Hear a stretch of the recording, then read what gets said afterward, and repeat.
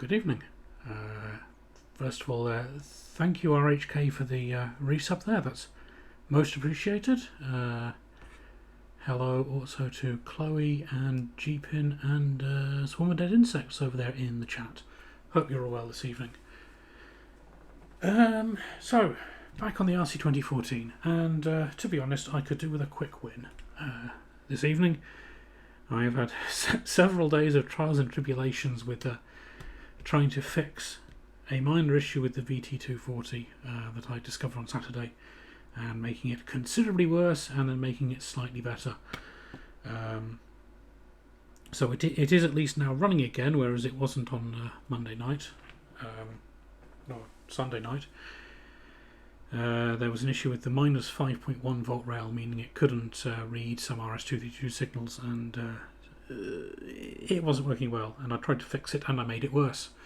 So anyway, we'll come back to that at some future time, but as I said, a quick win this evening would be nice, and so we're going to look at the compact flash card for the RC2014. And the reason we're going with the compact flash card is, or module, is that I think it's the most straightforward of the four dye sublimated boards, which are the fancy coloured ones. Thank you, Swarm. It's an old EEV blog one from, God, about 2010 or something. I wouldn't necessarily. I haven't watched EEV blog in years, but the shirt is still in rotation. Chloe, yes, indeed. One day I am just going to have to start telling people to not let me fix anything. It's fixed enough in that I do also only give negative feedback. Yes, I give negative feedback twice. It's sort of I fixed the 5.1 volt rail. It was shorted to ground, and that was actually my fault. It was a tiny solder bridge on one of the DRAM sockets. So I fixed that, and then it just completely failed to start at that point. So much fiddling around with methodically swapping out RAM chips, because I put one of them in backwards and methodically swapping them out to see what was happening. I was getting absolutely nowhere. And then I noticed that there was a broken leg on one of the decoupling caps on that rail. I'd had to lift everything on the rail to find out where the short was, or find out where the issue was. And when I reinstated that decoupling cap, obviously the leg had objected to the manipulation and had fractured off the body.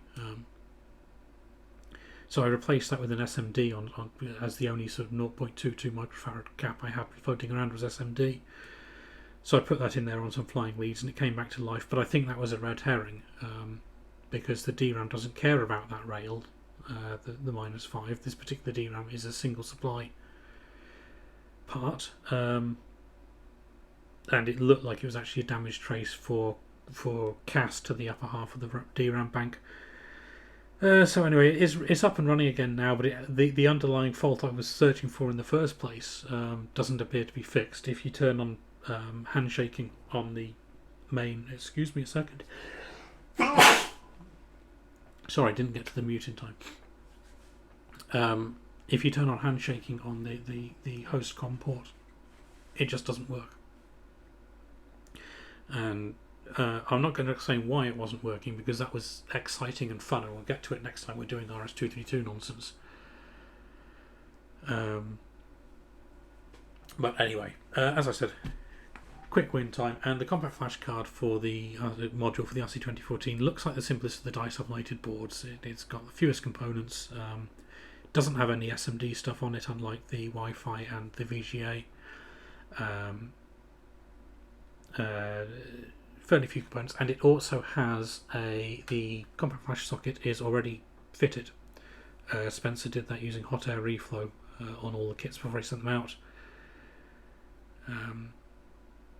Yes, I do apologise for that, Hot Rocks, but good to see you. I hope you're well.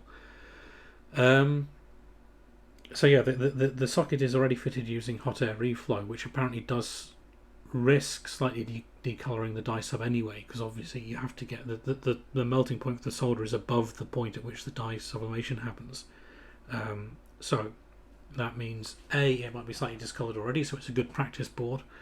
and B, I have switched to the fine conical tip on the soldering iron, hopefully to be slightly more choosy in where I'm putting the heat. But we'll get the parts out in a minute. I'll just wait for the air brake to finish. And I don't know why I sip the water when I have a mug of tea right here, but anyway.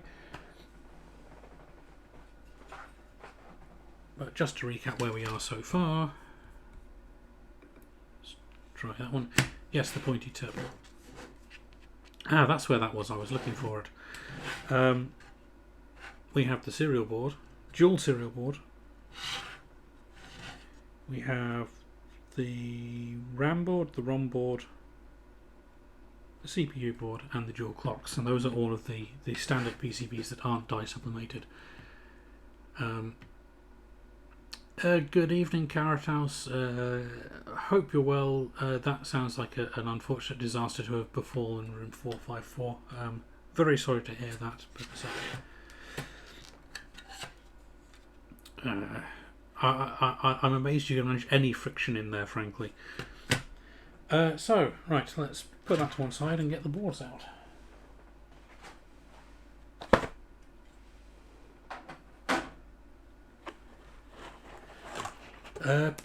I think it's pink, Jeepin, but you will have to give me some guidance on the matter. We shall... Well, let's get the board out first, then we'll look at the bill of materials. A swarm of dead insects just subscribed. Oh, that's interesting. A swarm of dead insects, thank you for the gift sub. I don't know why the overlays got that wrong. But I'm sure the Industrious Hand will be most appreciative of the sub if he's watching. Right, die sub PCBs, that's what we're looking for.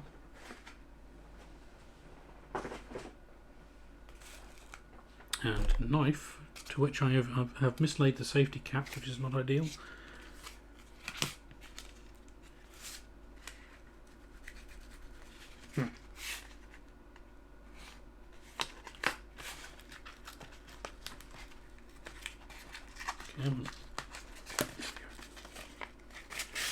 So I'll first look at the die sub boards, and that's the one we want on the top.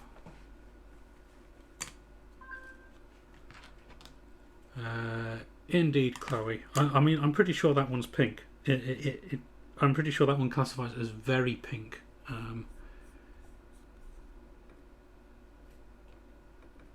mean, the white balance on this camera is dreadful, obviously, but as is the focus. Right. But I'm pretty sure that one's very pink. And that one is something. Maybe that's not pink. Oh dear. Let's switch the camera with a better rendition. Right, well, that was the digital I/O board. At least we know that much. It says on the list, digital I/O board blue. Great. VGA orange. Okay, so that's orange apparently. Okay. Wi-Fi is brown. Fair enough. Leaving us with the pink compact flash. Yep.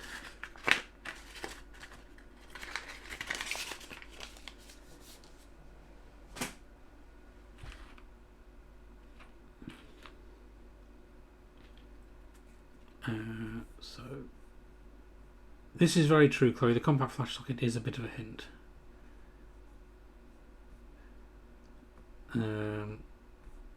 Let's have a quick look at chat.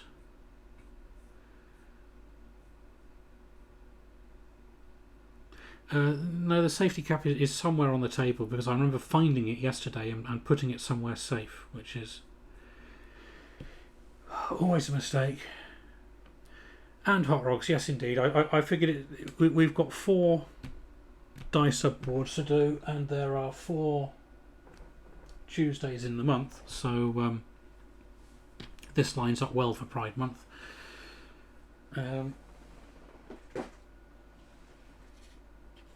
Let's get the parts out. To do that, what we want is the bill of materials, like so. So the guide for the Pro Pride says use the pink LED and a 2K2 resistor. Otherwise it's the same as the standard module.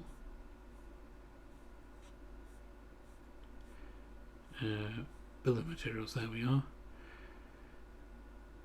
40 pin right angle header. So I think this is, yes, this is the first one to use a single row header, so that's saves me a job at least.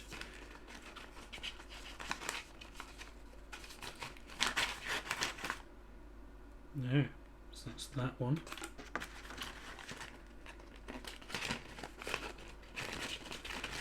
Actually, you know, this is getting in the way, so let's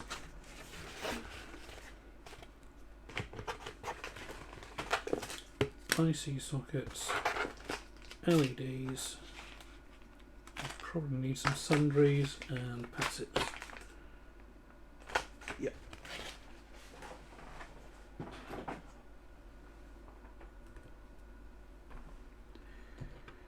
My tea out the way. So we have that header. We need a 16 pin depth socket and two 14 pins. So that's 1, 2 and 16. There we go. There we are, making some progress here.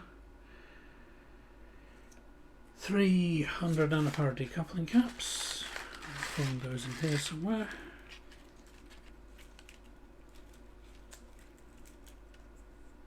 Beyond that strip. Okay, my cup of tea is really not going to be happy there, is it? Let's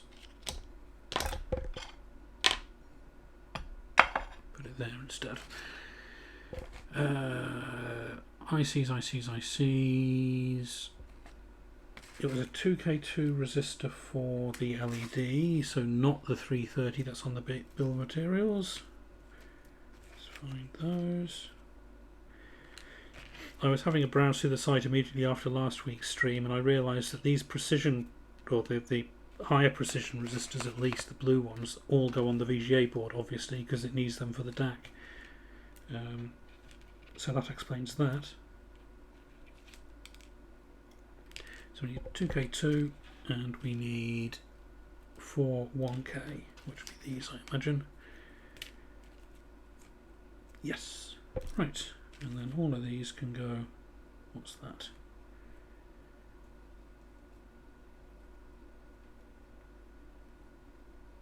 That's 10K, okay. So pop those away.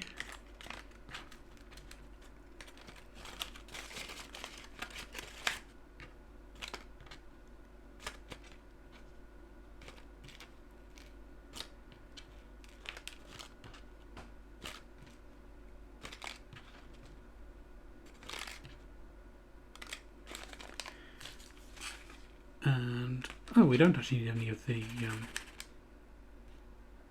bits from the sundries bag. Okay, that's great. We need a pink LED, which is where you lot are going to come in. So we need to look through the bag of LEDs to find the pink one.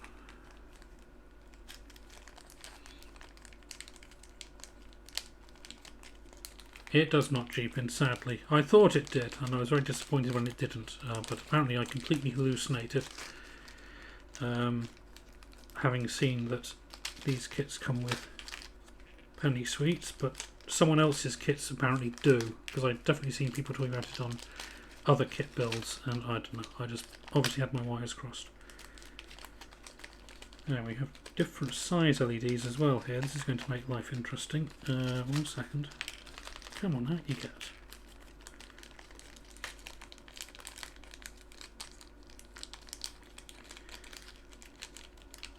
Maybe I should not have put these in casing first. Leads first might have been more sensible.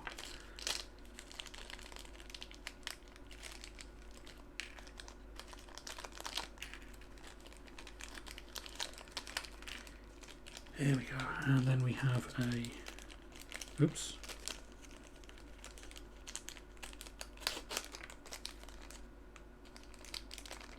that didn't work.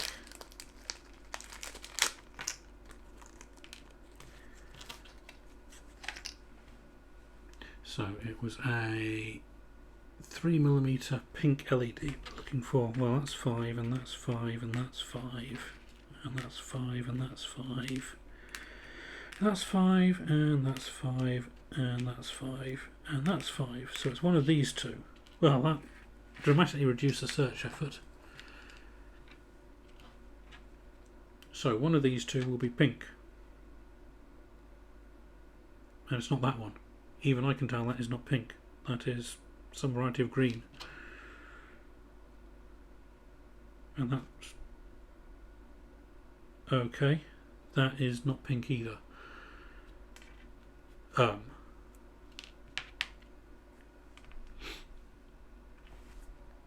Let's revisit the notes.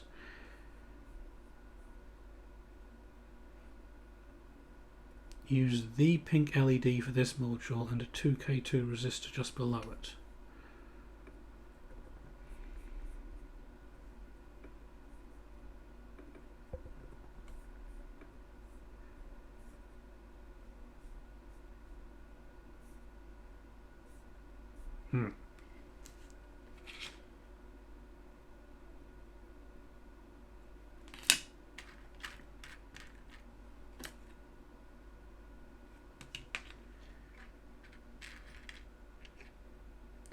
How many of these do we have?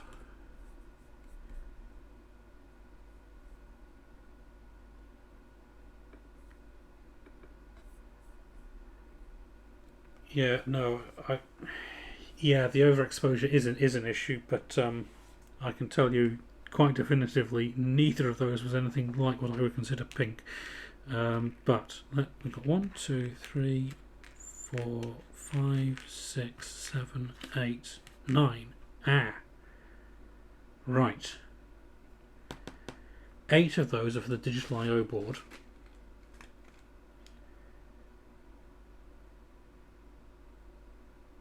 Two of them are for the something. And let's go back and have a look at the instructions. So there's one LED on this board. Digital I/O should be 8. 1, 2, 3, 4, 5, 6, 7, 8. Yeah. Violet, pink, blue, green, yellow, orange, red and white, all of which will be 5mm, so that's fine. Compact flash, use pink LED. So there should be 2 pink LEDs in that pile, I think. Then we have the VGA terminal. Doesn't have any LEDs on it, I think. Correct. So the Wi-Fi is the remaining board, and that does have 2 LEDs on it. There.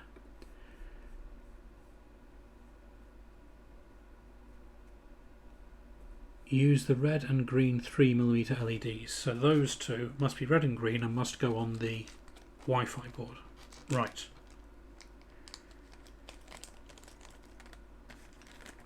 So that's that solved.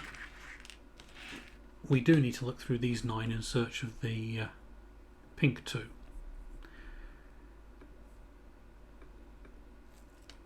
How are we going to do this if it overexposes things dreadfully? Right, that is blue, I think. Could be violet or something. Possibility.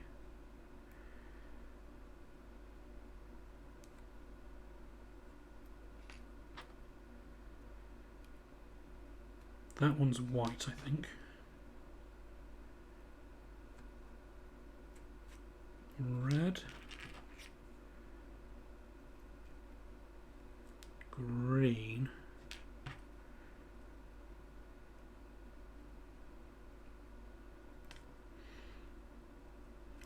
Don't know, but it didn't look very pink. I'll put it here just in case. Ditto. Aha!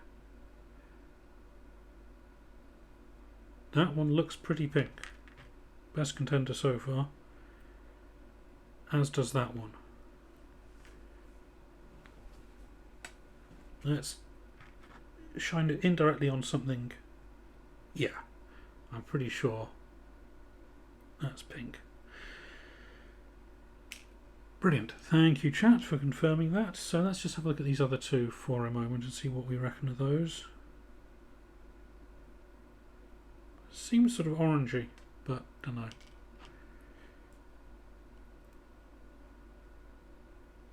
Yeah. Anyway, we found what we were looking for, so we shall not worry about it.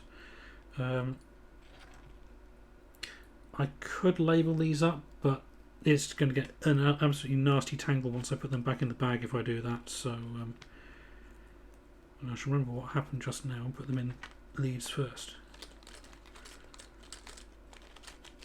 There we go.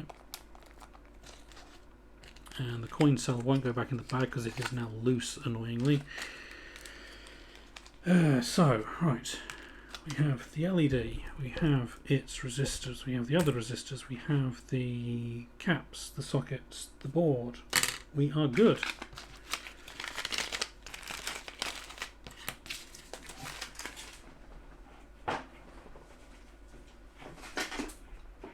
We have chucked something on the floor. Oh, it was the coin cell. Okay.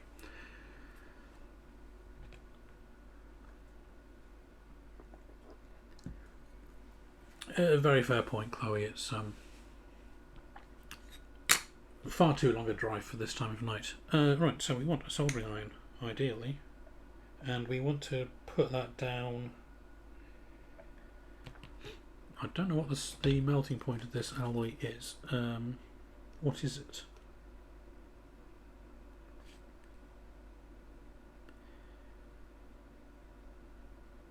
(6038.2). Oh, okay. I thought it was a eutectic mixture, but it obviously isn't.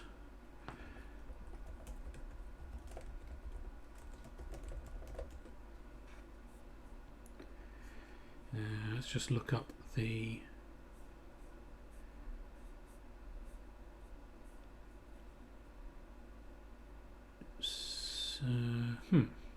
see if it's not in this table of alloys. Okay, that's annoying.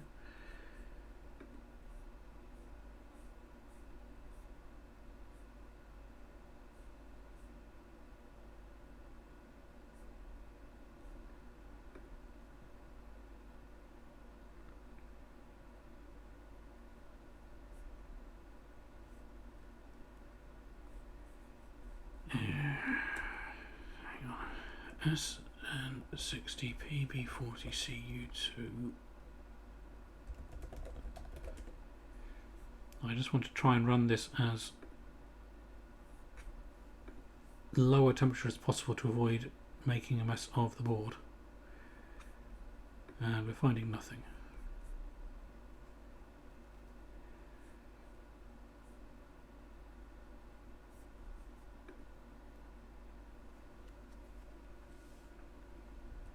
Savbit, okay, thank you for that, Hot Rocks. Savbit, alloy.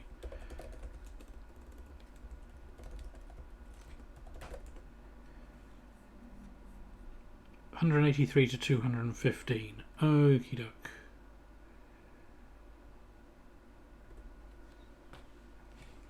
So let's try it around 250 and see what happens.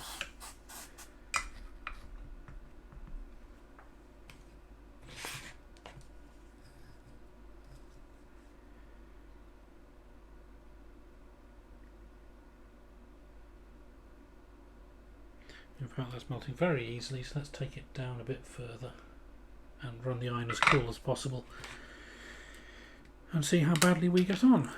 So we also want to take a pin off the end of this, hopefully not make a complete hash of it like we did last time.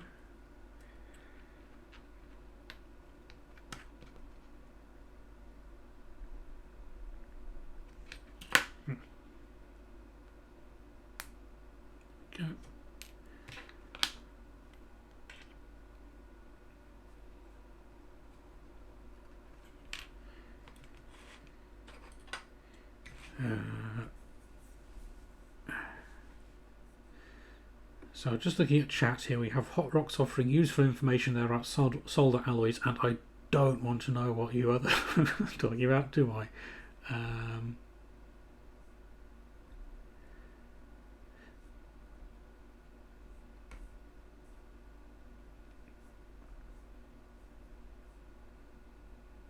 Oh dear, stealth lactose. I can see that not being ideal. RHK, yeah, the whole modern stuff in a retro system. I mean, I'm of two minds on it. If you want to be a purist, yes.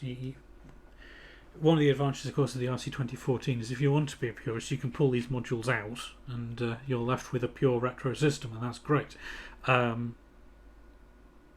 But the Raspberry Pi on the VGA module is literally just working as a serial terminal, which is quite a neat trick. And the ESP32 doing all the Wi-Fi heavy lifting. I mean, yeah, it depends what you want to do with it. And I mostly want to do stupid nonsense with mine, so if I was just going to stick the same things on it anyway, then why not? So we'll put the resistors in first as the shortest items. 2K2, 1 off.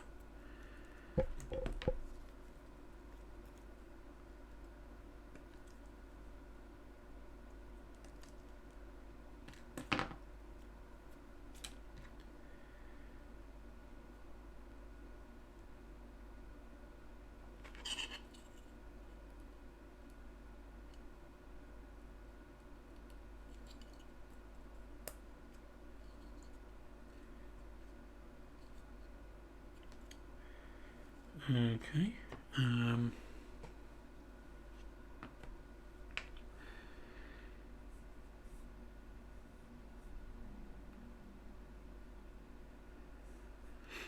Yeah, I mean, things like RGB to HDMI, because it's an external module or an external unit that you're using just as a go-between, it makes sense in that position, and it's not actually doing any computer or anything. It's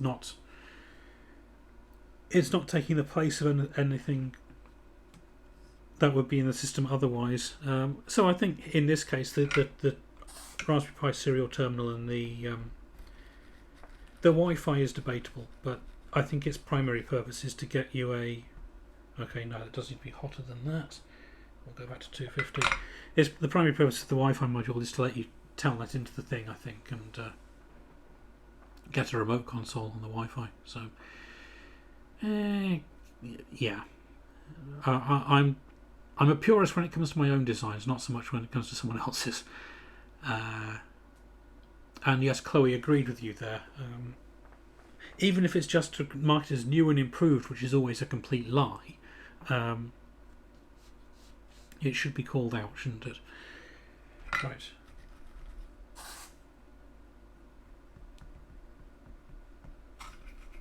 There we go, new record. We're half an hour in and we're just about to start soldering. Splendid.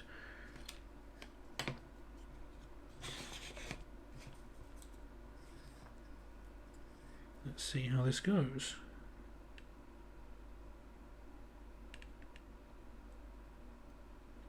Not hugely well so far. Let's put some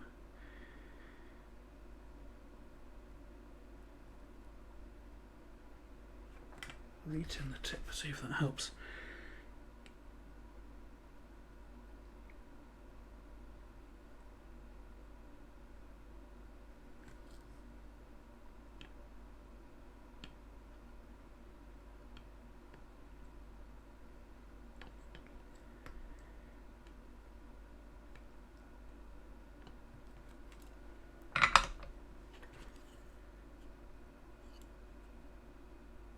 Those joints are absolutely horrible. We might have to run it a little bit hotter then.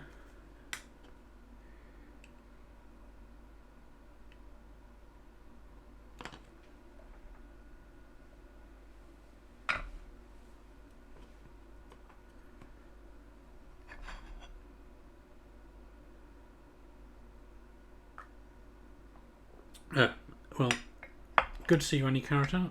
Good to see you anyway, Carrot House. Have a good afternoon, evening, whatever it is over there at the moment.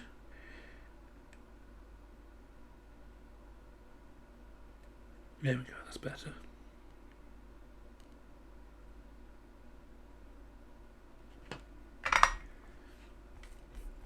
Let's try that camera.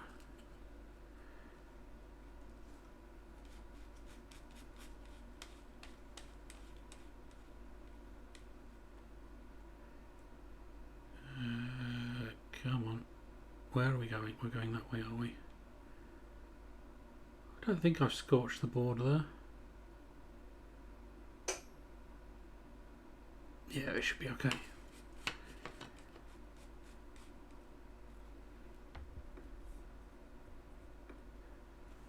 And there we go.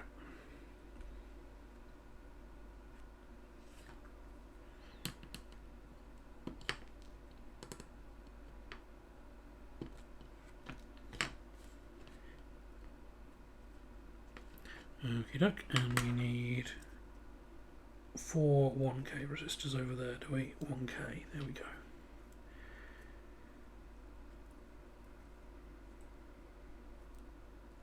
What's going on here?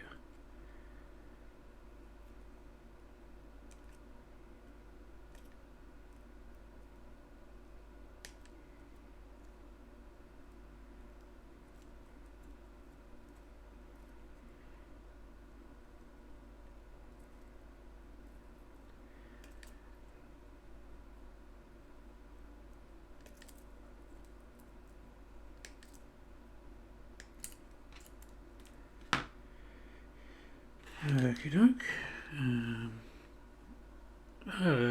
Good evening, Machenko. How are you doing? Good to see you.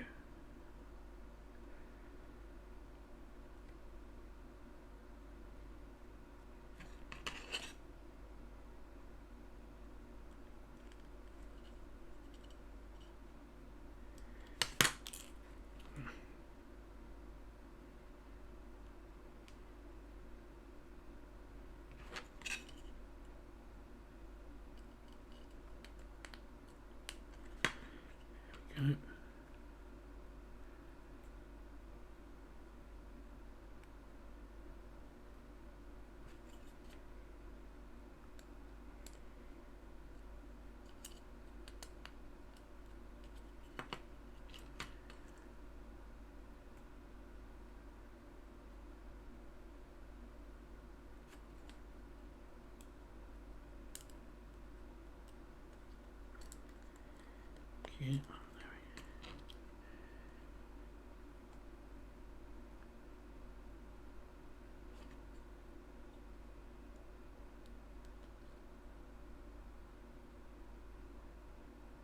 Hang on, what have I done here?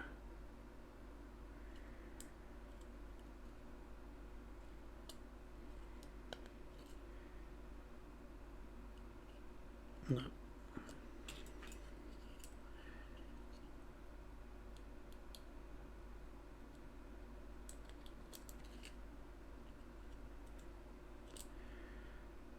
I am struggling to get these in consistently, which is stupid. I need more light.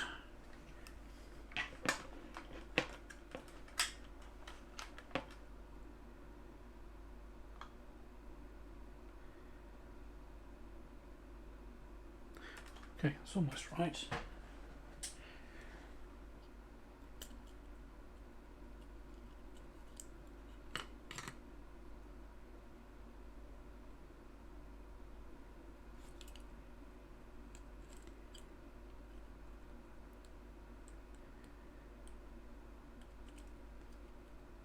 There we go, that's more like it.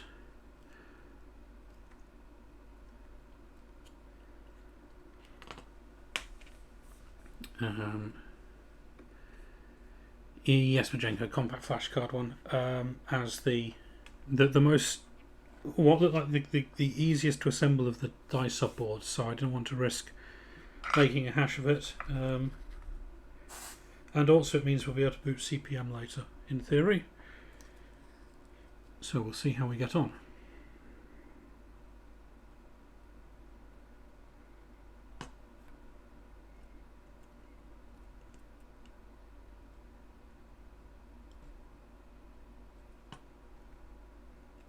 It's a mess.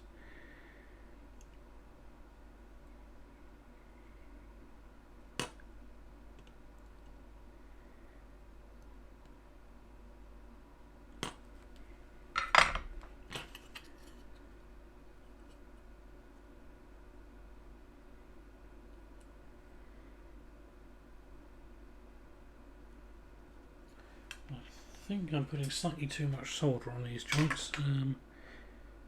A little bit. How does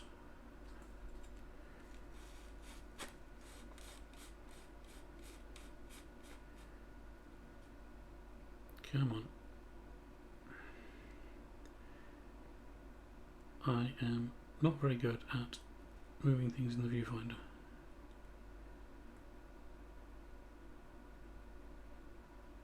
I think that'll be okay.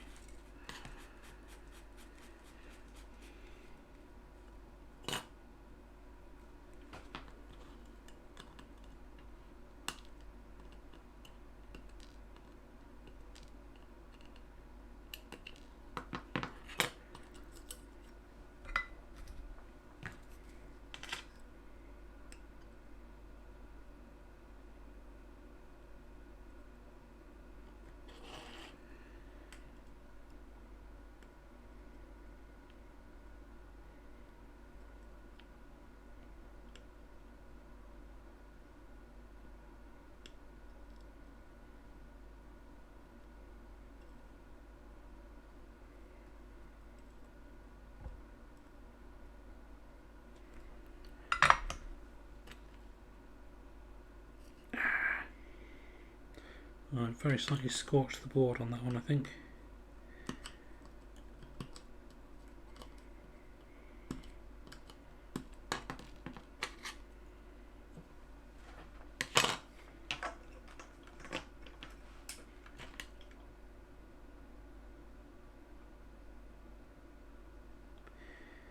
Yeah, okay.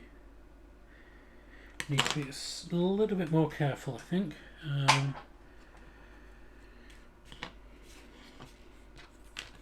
But a couple of decoupling capacitors, where are they hiding? Capacitor.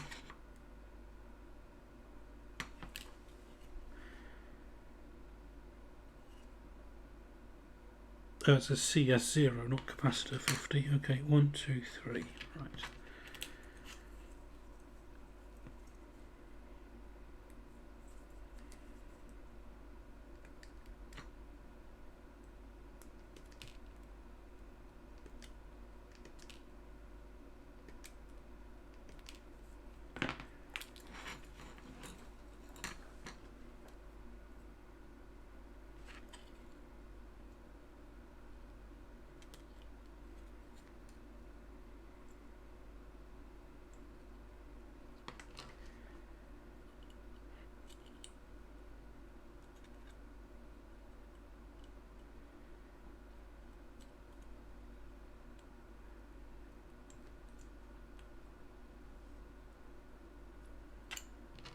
Sainsbury's are back at the fancy flavoured bourbon creams, are they?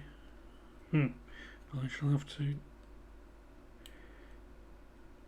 venture over to the far side of town and check them out at some point, I suppose.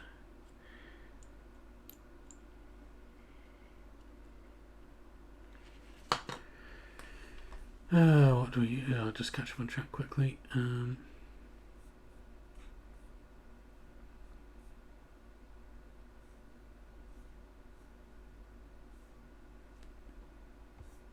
Sorry for arm cam there.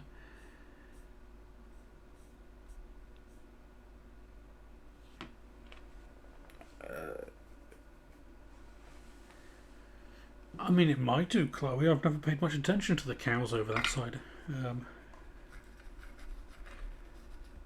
The cows on this side are perfectly normal cows, but they breed them strange over in Bodycoat. Oh shit! Yeah. Anyway.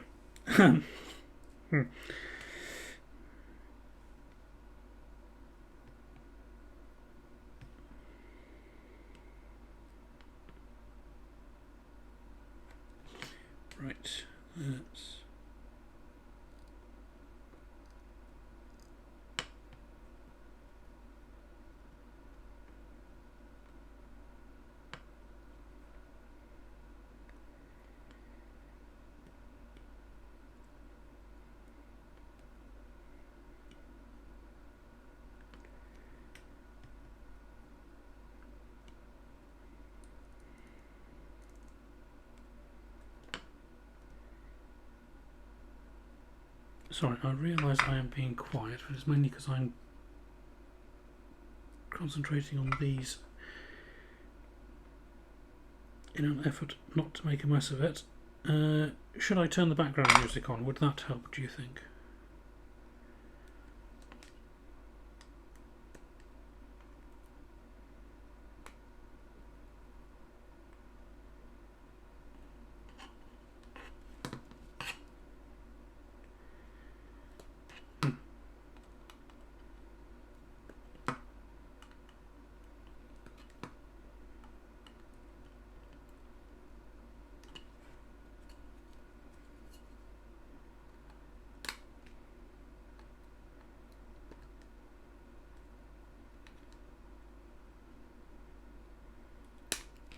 Here we go.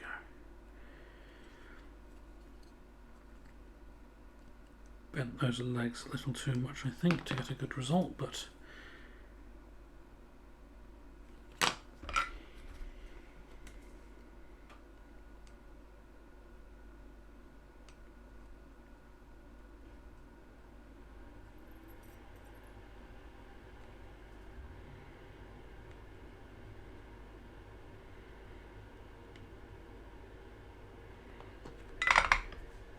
might look okay.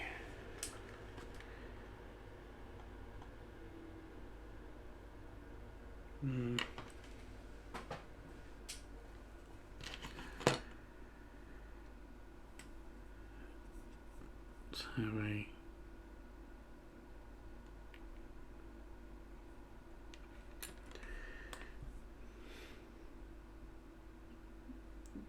quick glance. Hot rods, yes, I have been aiming to do so on all of these.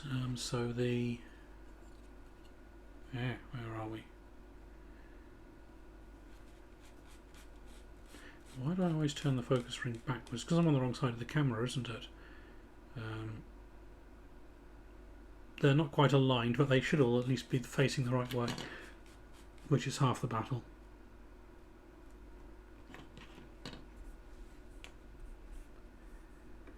That's right, I should just follow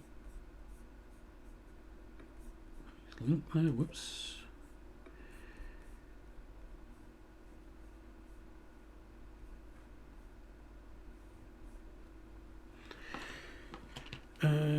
So the backplane connector, I suppose, next.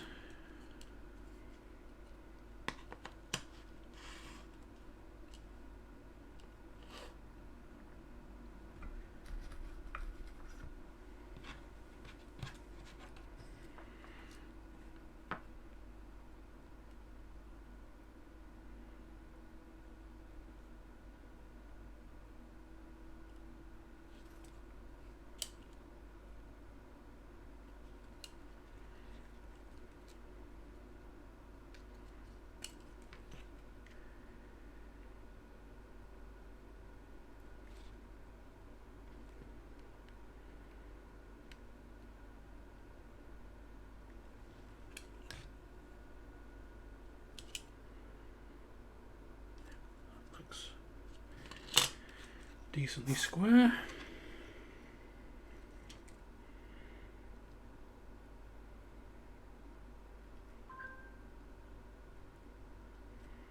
Sorry, I just want to find out why my phone is being a pest.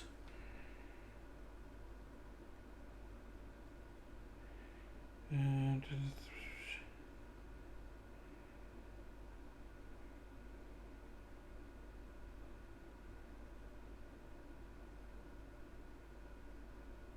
oh, it's Tusky telling me that Chloe is talking about me on the Fediverse. This is always scary.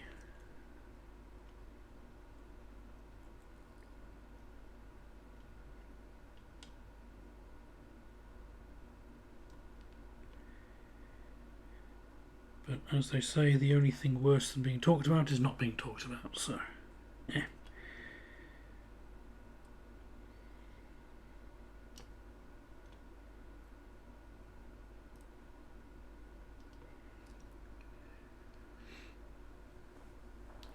Yes, I do see the argument that phones should be seen and not heard, but on the other hand, chat cannot have it both ways. They cannot criticise me for forgetting too many auctions because I don't hear my notifications and such like, and then suggest I keep it on silent because that just won't work. So it's one or the other, unfortunately. I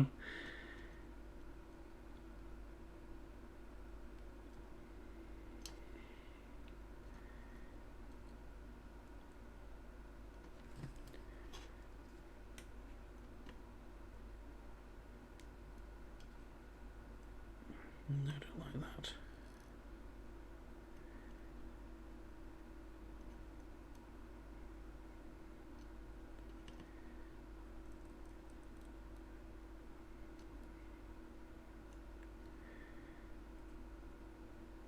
Some of these are going better than others.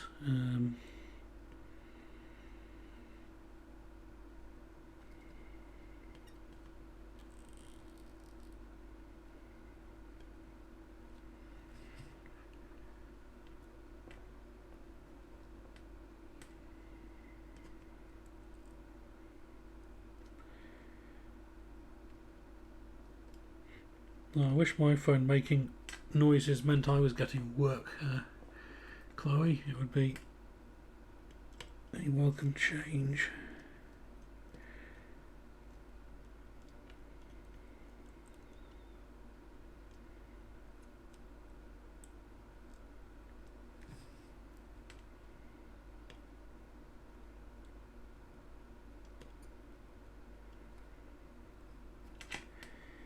Yeah.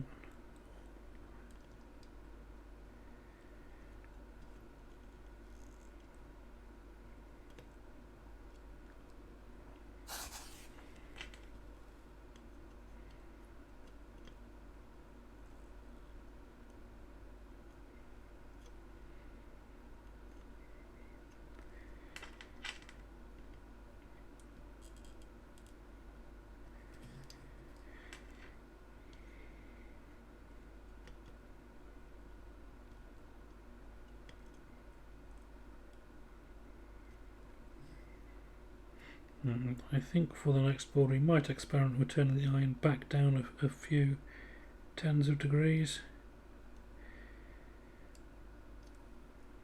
Oh well, that was an absolutely horrible joint. How can I fix that? Don't want to use the braid because that'll heat up the entire surrounding board. We'll just have to try hitting it with a clean tip and see what happens.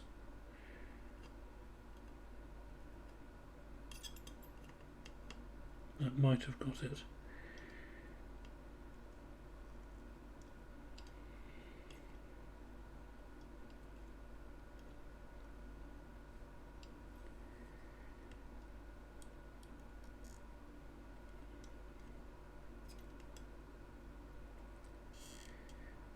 Oops.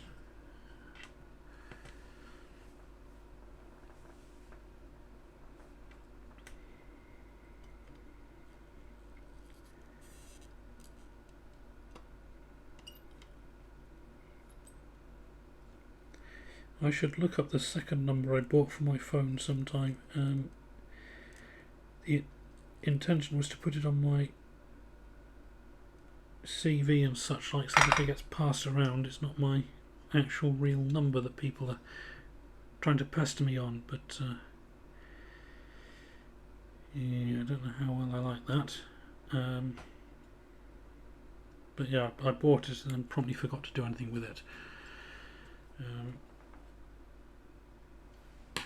Let's look at that under the magnifier.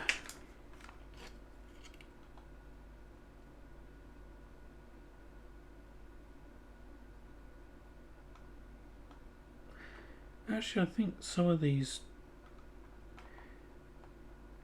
potential scorch marks might actually just be flux.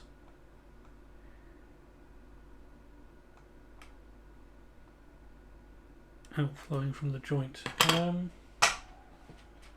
Might have got away with it. We'll try it with some flux cleaner later. Right, so IC sockets and then an LED, and then we are done, I believe. I'll fit the two 14 pins first.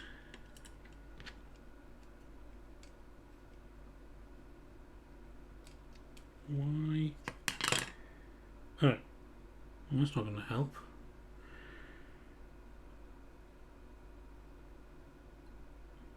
Bend that leg straight again, and then we'll try fitting a 14 pin.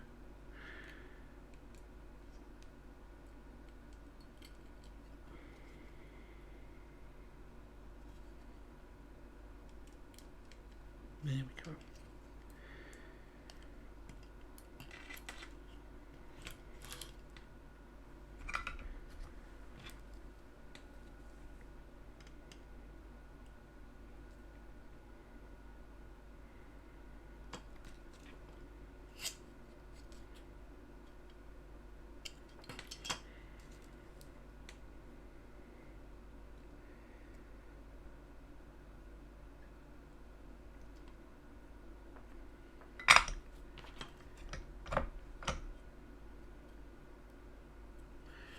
Let's see if I can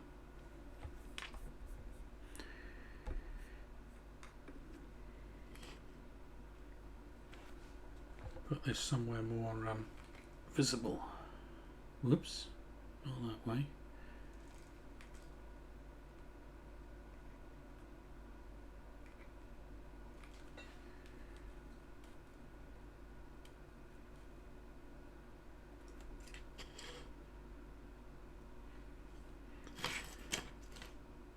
Yeah, that might be better.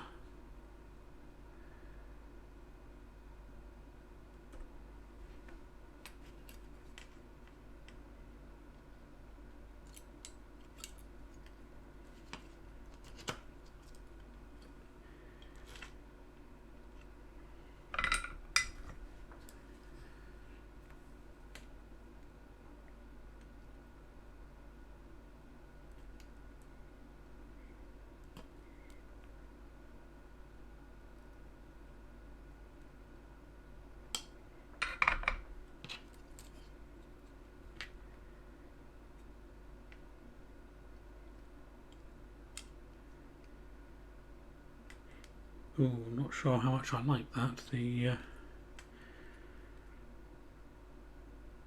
mean, okay, I suppose aesthetically it's fine. The 16 pin socket is offset by a half pin spacing from the 14 pins that they're nicely centered, but usually I'm used to lining them up. But oh well.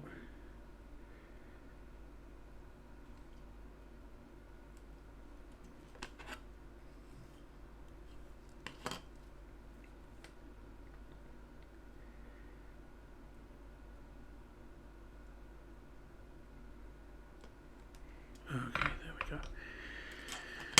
So they're tacked down. I'll just have a quick catch up on chat.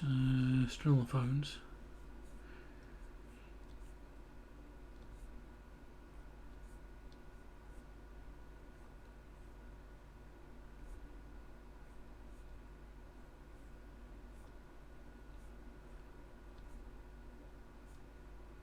Yes.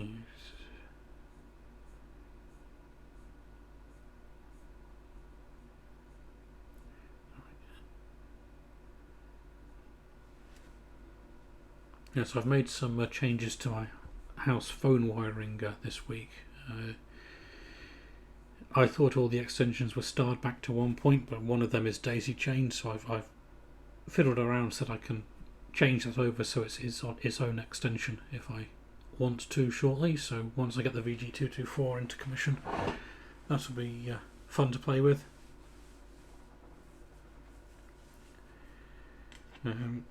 As for internet, I'm stuck on OpenReach brand asymmetric fibre, so I get 100 down and I think it's 17 up or something from here, of which Twitch is currently using 5.9 meg, so okay, or OBS is rather, but it's doing the job, so can't complain. Right, get on with the rest of the sockets then. Well, the rest of the pins on the sockets, I should say. There we go.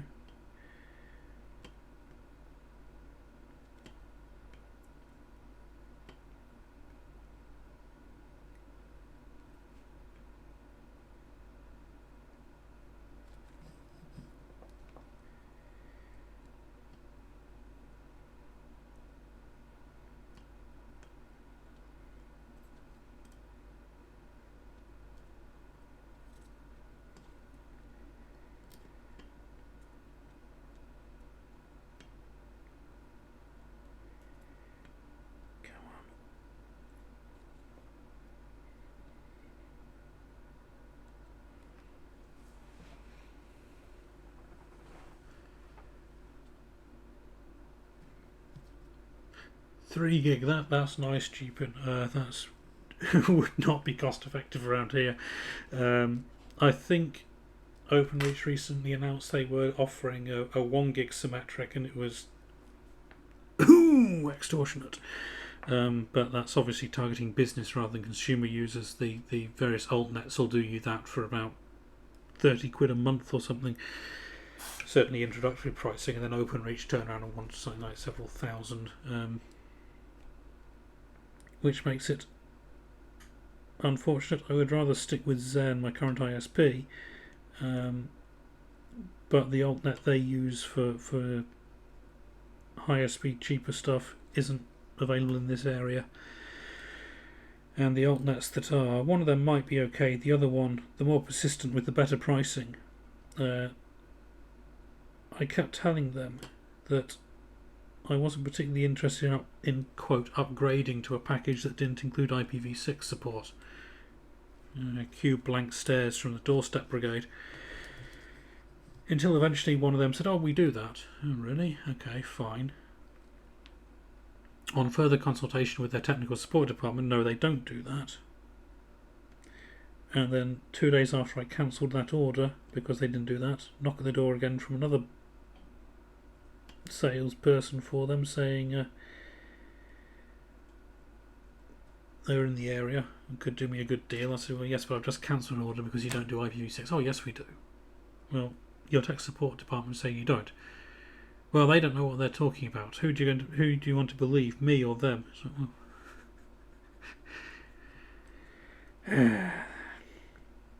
This is not a good way to sell your business, saying your tech support people don't know what they're talking about.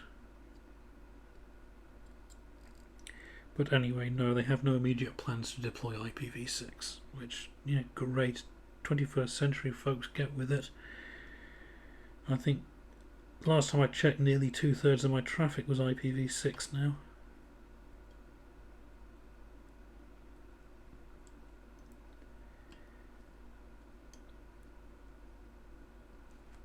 But anyway,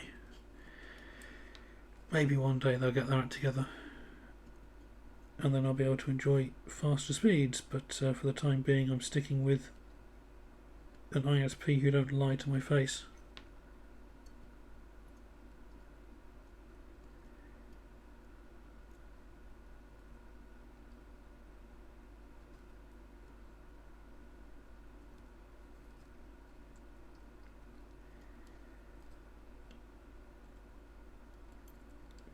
Almost there, one more pin.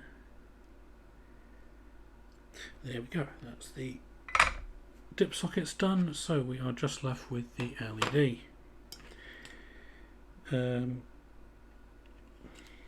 Here we have an issue. The board legend is white on pink, which is not going to help very much. Some light. Right, cathode on the left. Cathode on the left.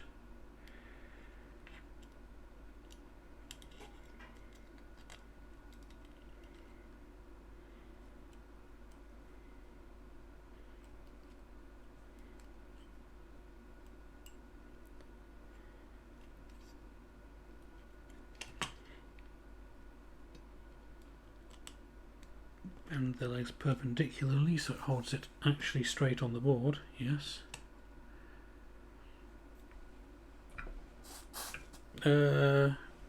How so, Chloe? Is that router at your end, or because I'm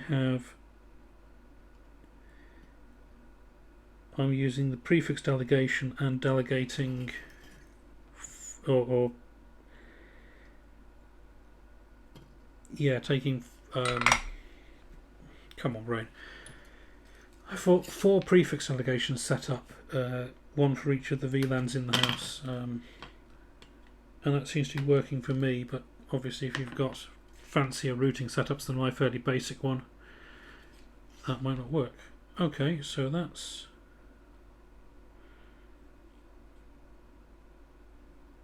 that's neat. Does it show up on camera? Hang on, let me see if I can. Full screen.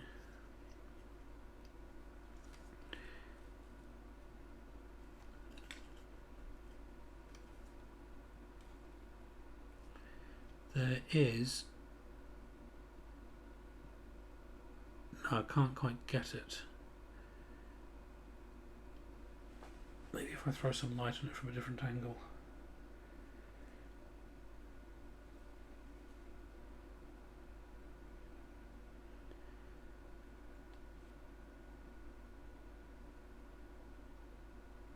No, it's not showing up.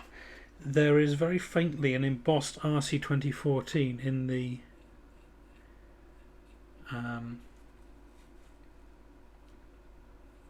it's sort of underneath the...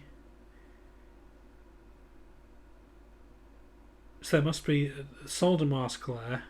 So it's in the solder mask layer, and then because it's all covered in the silk screen, which is then dye subbed, it's a very subtle embossing. That's nice. I like that. Anyway, what we want is to fit some chips, which are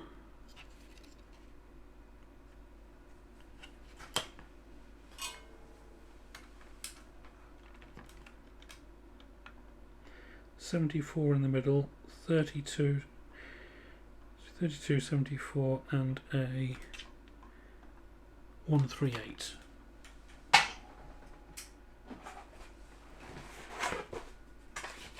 So find the chip bag.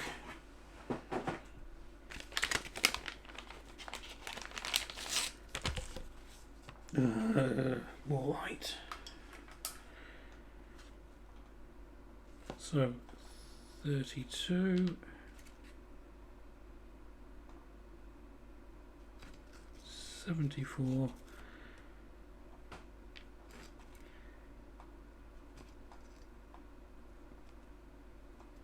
over there,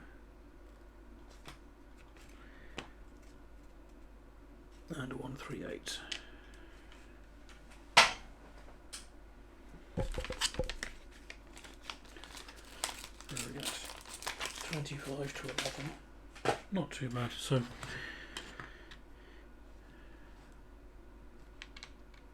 as I said, slower going than some of the other boards, but I would rather do a cleaner job on these fancy ones than a lesser job I have to go back and clean up on, because most of the methods of cleaning up a dodgy joint or such like would probably do more harm to the dye sub finish than anything else. So that in theory is that, and we also need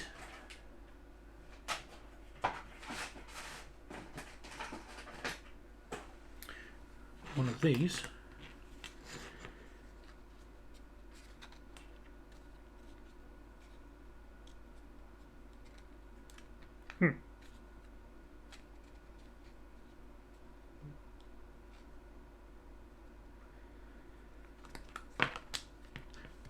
There we go.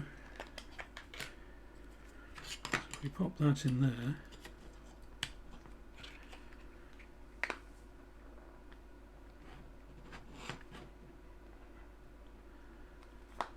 let's do that and see if Twitch's thumbnail detection is bright enough to pick it up. We'll drop that on the floor. That's a good start. We shall have a sip of tea.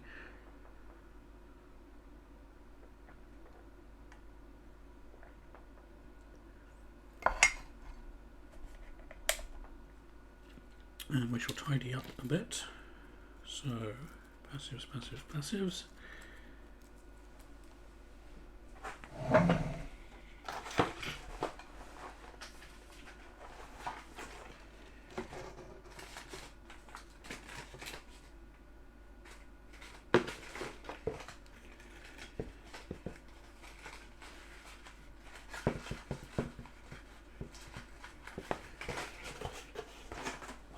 Away, that's all good, and we can get rid of that. And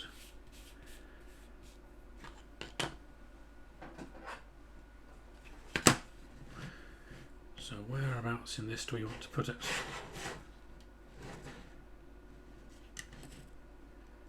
It's got to go in one of these, well, it should go in one of the single row slots, so let's put it in this one here.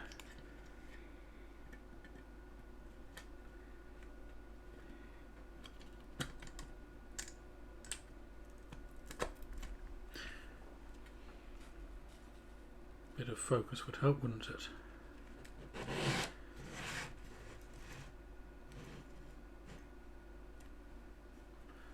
Well, it's taking shape. We shall revisit the order of the colours once the whole thing is built, I think, because that's most likely to be come on, brain. When it's finished, it's most likely that we can figure that out, I suppose. So let's just check whether I have this set to power itself off the serial connector or not. I can't remember. I do not. That's good.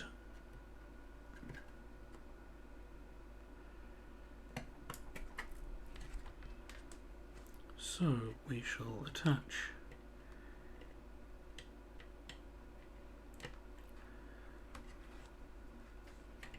that way up. Yep. Attach a serial cable and attach some 5 volts.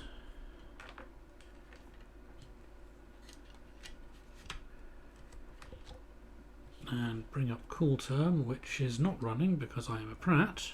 CoolTerm. Options. What was the speed on this? 100.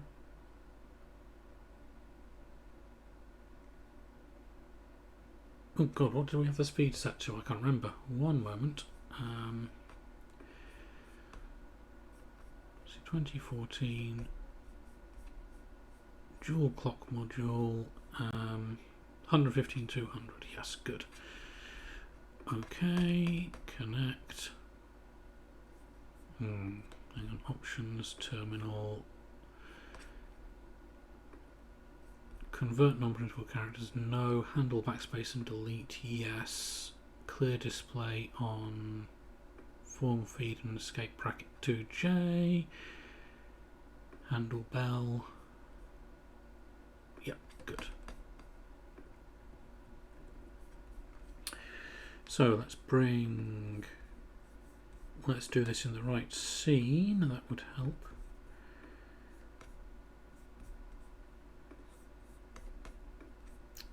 CoolTerm, okay.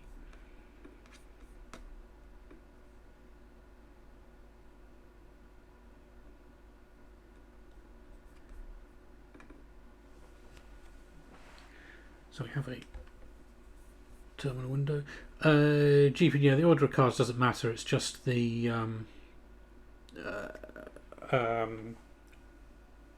they are intended to be in the same order as the stripes on the Pride flag.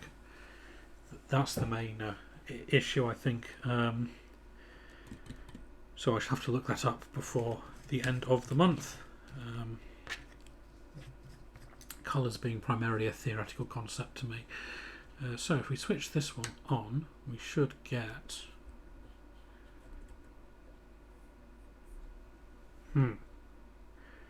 we should have got something, and yet we get nothing.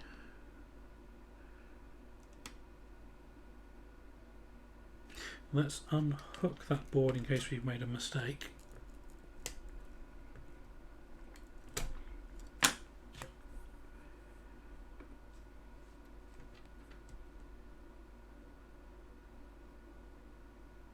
And still we get nothing.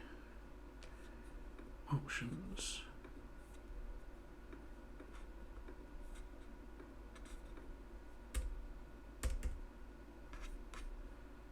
Disconnect. Right, we have to remember to press reset. Ugh.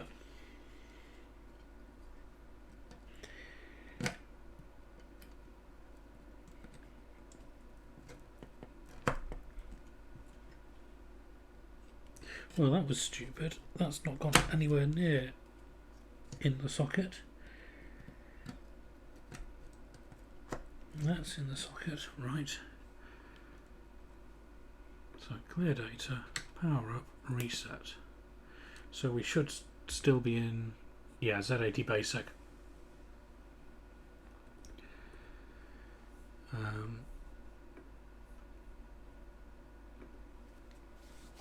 GPIN, yeah, red, green, well, protanopia, so red is pretty much absent, and then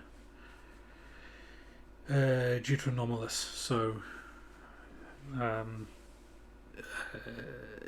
yeah, so basically I see the world in shades of brown and blue. So what I need to do now is, as RHK points out, set the ROM properly to boot into CPM, but while we've got this up, I realised my mistake when we were using this last week.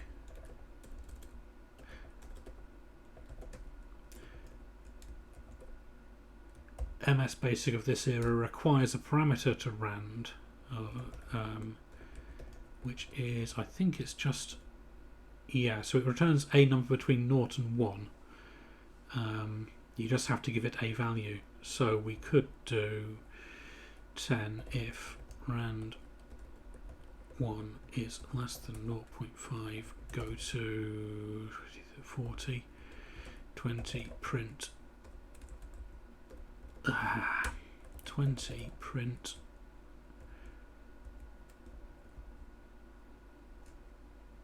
30, go to 10, 40, print 50, go to 10, and in theory that should do the sort of random maze type thing, but in practice it seems to crash after a few iterations, which is interesting. But anyway, that's what I was trying to do last time, and no, the parameter isn't the seed. If it's a number, 0 is repeat the last result, a negative number sets the seed, and a positive number generates a new value.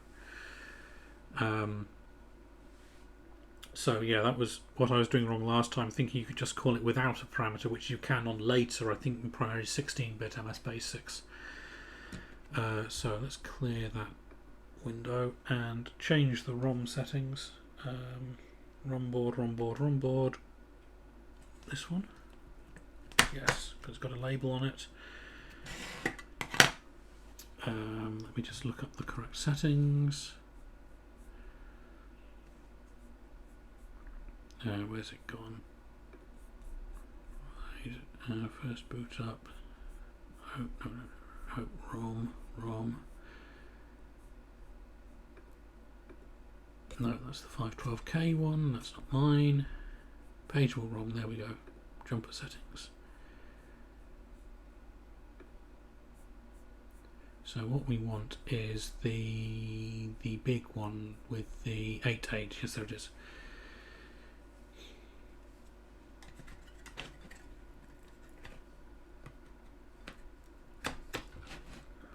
So all of those on the right, that's correct.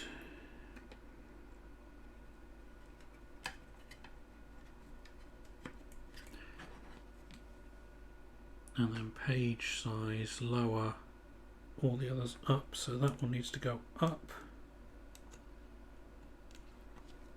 Sorry, I'm probably hiding behind the CoolTerm window, aren't I? Sorry. So I had to move that jumper and then change these to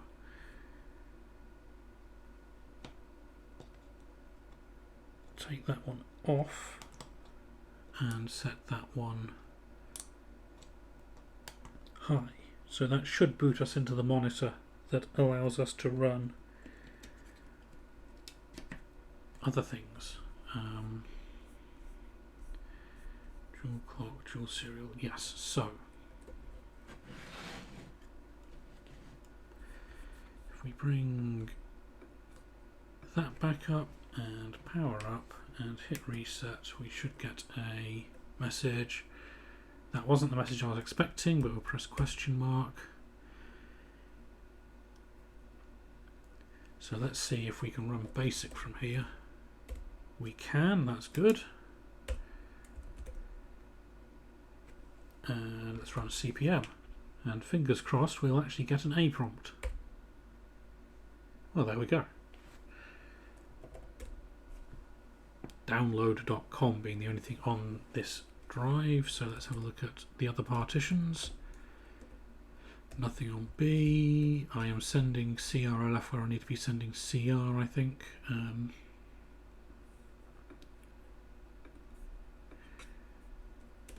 Yep, D. There we go. We have the CPM assembler, debugger, copy, submit for batch jobs, editor, and other stuff. What does display do? It probably just prints the IO byte. File not found. Okay, it doesn't print the IO byte. Is there anything on D? There is not.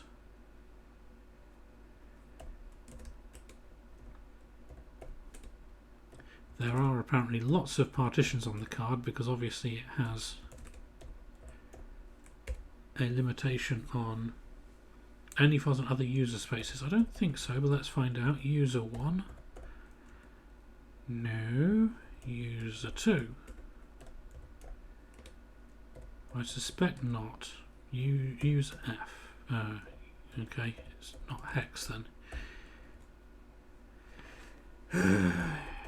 Can't type.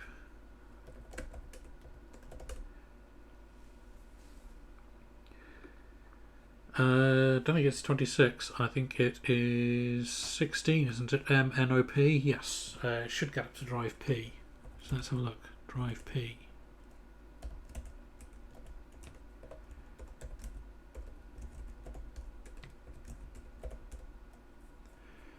Yeah.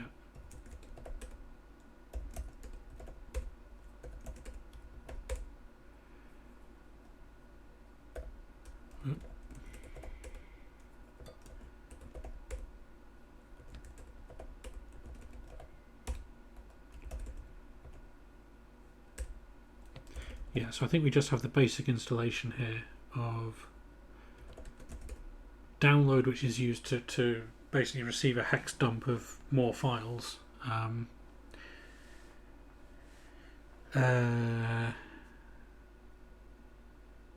Let's try. Let's see what the website has to say about finding more stuff.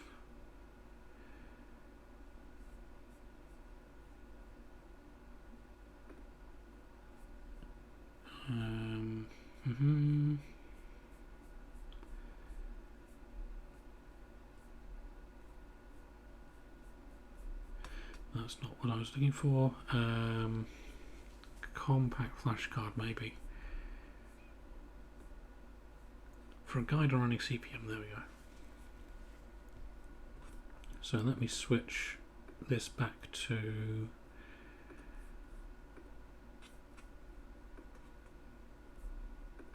there. So software.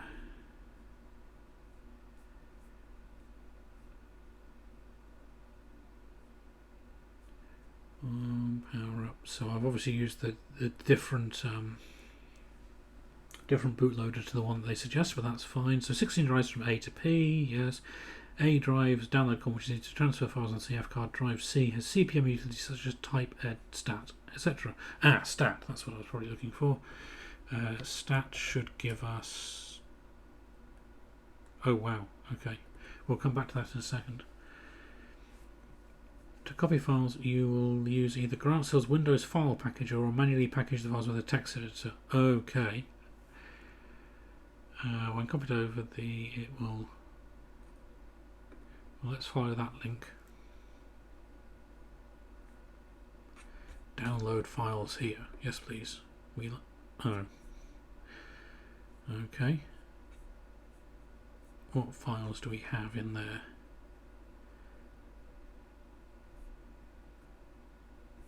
Not the sort of thing I was looking for. Okay. IO byte. So CPM IO byte.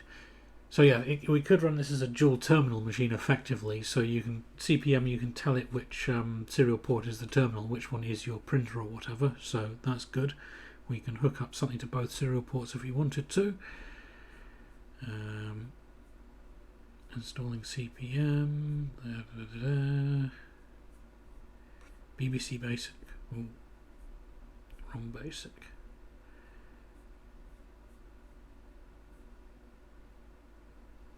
I was hoping there was going to be a list of nice downloads we could try.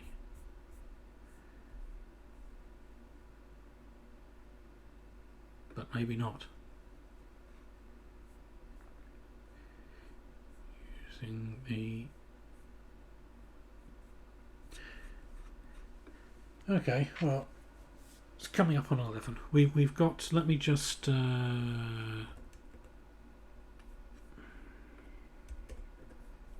get back to the terminal.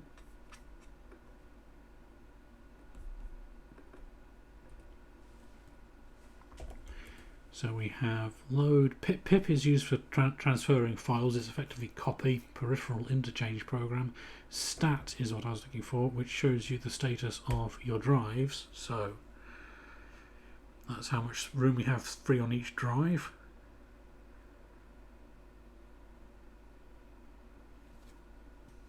And P is the small one because obviously that's just the leftover space at the end of the card, I presume. So what did IO byte, the IO byte stuff have to say?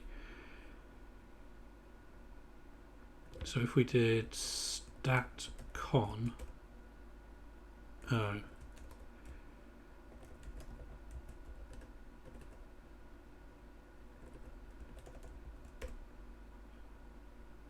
that's a shame it doesn't actually have the ability to print what its current assignments are, unless I'm forgetting something.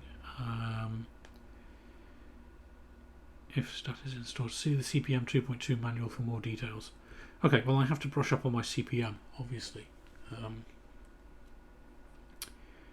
But yeah, let me get rid of that. And I should just catch up on chat quickly. Yes, RHK, thank you. That's Tim Olmsted, the late great Tim Olmsted's site, isn't it? Gabby took it over when he became very ill. God, that must be about 20 years ago now. 20 plus. So let me just have a quick glance through the chat. So yeah, I shall dig out some CPM stuff, both for this and for the Rainbow, actually. The Rainbow likes CPM 86 stuff, but has some CPM 80, can run CPM 80 happily.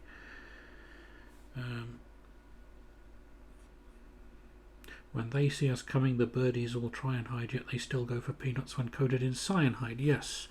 Main cam, bit of Tom there for Chloe there.